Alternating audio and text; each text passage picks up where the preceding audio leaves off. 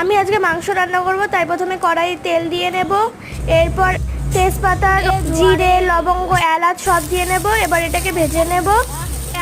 ভাজা হয়ে যাওয়ার পর আমি এর মধ্যে রসুন, আদা বাটা, এরপর টমেটো আর মাংস দিয়ে দেব, পেঁয়াজও দিয়ে দেব।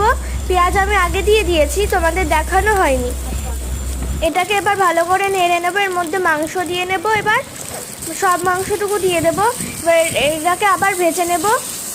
হলুদ, লবণ, তেল আর বাকি যা যা মশলা লাগে, ঝোল, বিরিয়ানি মশলা, গরম মশলা, যা যা মশলা ছিল সব দিয়ে নেব। লবণ একটু কম হয়ে গেছিলো, তাই আমি আরেকটু লবণ দিয়ে নিয়েছি। এবার এটাকে ভালো করে নেড়ে নেব। তারপরে সেটিং করে দেবো। নাড়া হয়ে যাওয়ার পর আমি এটার মধ্যে জল ঢেলে দেবো। তার আগে একটু লঙ্কা দিয়ে নেব।